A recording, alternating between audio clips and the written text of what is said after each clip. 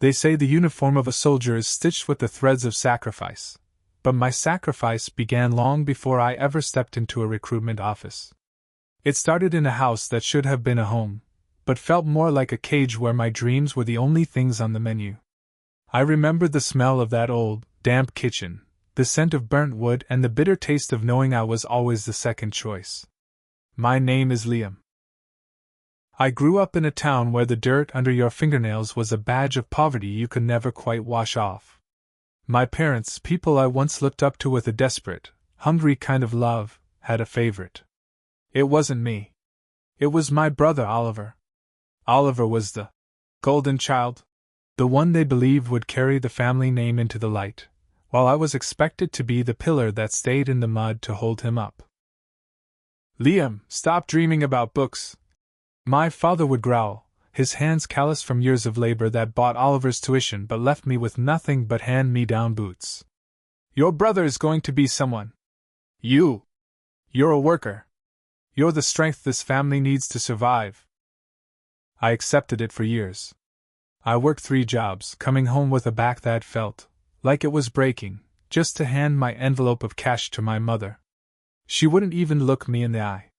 She just slid the money toward Oliver, who sat there with his clean hands and his expensive laptop, talking about his future.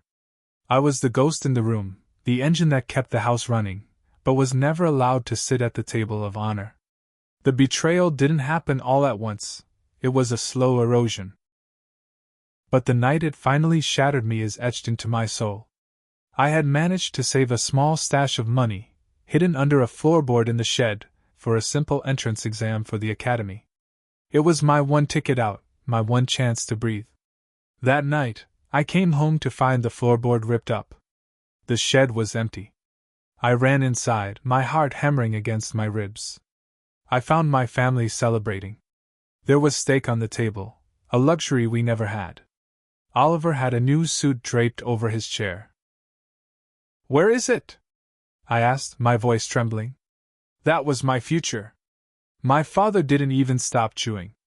Oliver needed a proper suit for his internship interviews, Liam. Don't be selfish. You're a laborer, you don't need an academy. You have your health. Your brother needs the help. It was my money, I whispered, the word broken finally settling into my bones. I earned every cent while he slept. And you earned it for this family. My mother snapped, her voice like a whip. You are nothing without us, Liam. You're just a pair of hands. Now sit down and be happy for your brother, or leave. I didn't sit down. I looked at Oliver, who couldn't even meet my gaze, and then at the parents who had systematically dismantled my spirit to build a pedestal for their favorite son. I realized then that I wasn't a son to them, I was an asset. And assets are easily replaced. That night, I didn't say another word. I walked out into the rain with nothing but the clothes on my back and a fire in my chest that promised one thing: I would never be just a pair of hands again. The years that followed were a blur of grit and iron. I didn't just join the army, I let the army recreate me. I wanted the boy who had been pushed into the dirt to die so that a man who couldn't be broken could take his place. Every mile I ran in the scorching sun, every night I spent shivering in a foxhole, I thought of that steak on the table and the suit my brother wore, a suit paid for with my blood. I became a ghost to them. I never called. I never wrote. I changed my life completely. I survived deployments that should have ended me, driven by a singular, cold determination. While Oliver was supposedly climbing the corporate ladder back home, I was climbing through the ranks of the elite forces. I wasn't just Liam anymore. I was Captain Liam, a man who commanded respect because he had earned it through every scar on his body. But miles away, the letters eventually started coming. Not out of love, but out of necessity. My family had found my address through an old friend. The first letter from my mother was sweet, dripping with a fake honey that made my stomach churn. Liam, we miss you. Things have been hard. Oliver had some bad luck. We need our strong son back. Then came the letters from Elijah, an uncle who had always watched out the favoritism with a silent, judging eye. He told me the truth. Oliver hadn't become the success they dreamed of. He had become entitled, lazy, and eventually, he had gambled away the very house that our father had worked his life to keep. They were on the verge of being out on the street. The realization hit me like a physical blow. They hadn't changed. They didn't want me, they wanted the resource back. They wanted the laborer to come home and fix the mess the golden child had made. I felt shattered all over again, not because I loved them, but because they still saw me as a tool to be used. I remember sitting in my quarters, staring at my reflection in my polished boots. I looked at the rank on my shoulders. I was a leader of men, a strategist, a protector. And yet, in their minds, I was still the boy in the shed. I decided then to go back. Not to save them, but to show them what they had discarded. I wanted them to see the man who had built a kingdom out of the scraps they threw away. I took a leave of absence, packed my dress uniform, the crisp, dark fabric that commanded a room before I even spoke, and headed back to the town that had tried to bury me. When I arrived in my hometown, nothing had changed, yet everything was different. The streets looked smaller, the houses more decayed. I pulled up to our old home in a vehicle that cost more than my father had earned in a decade. The fence was falling down. The garden my mother used to pride herself on was overgrown with weeds. It was a visual representation of their lives, without my labor to sustain them.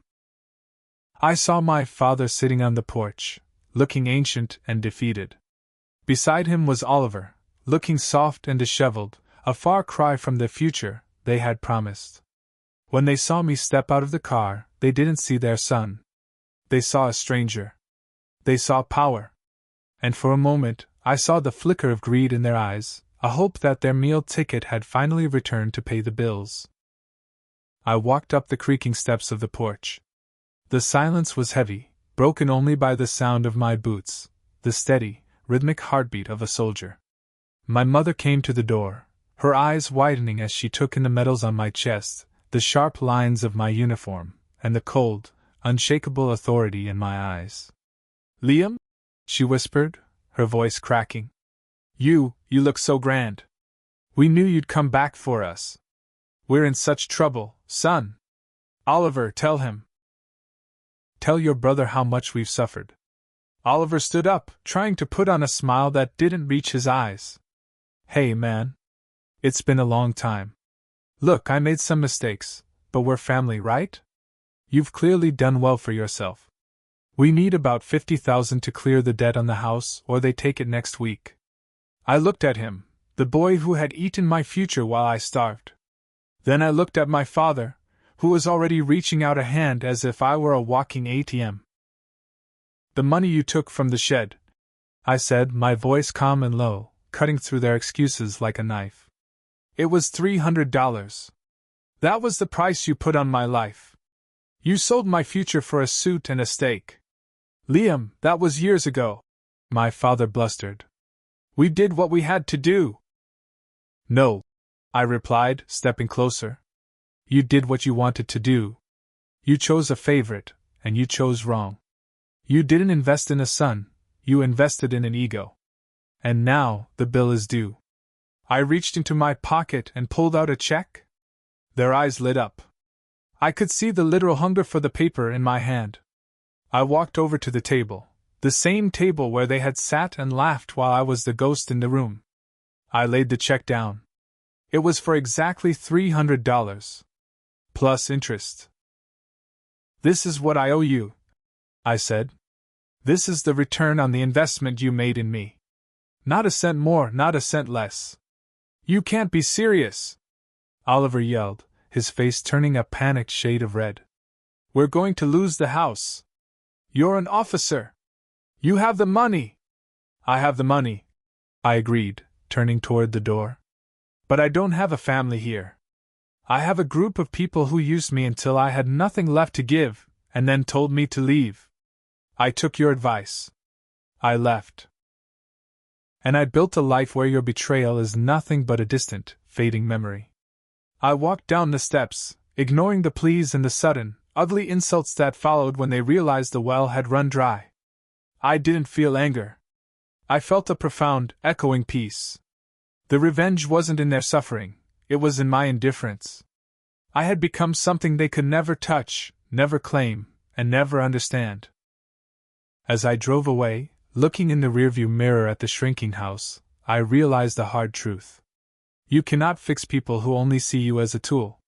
Some bridges are meant to be burned so the light can show you the way forward. I returned to my base, to my men, and to a life built on merit and honor. I learned that day that the greatest revenge isn't seeing your enemies fall. It's rising so high that you no longer care if they are standing or not. My soul was no longer shattered. It was forged.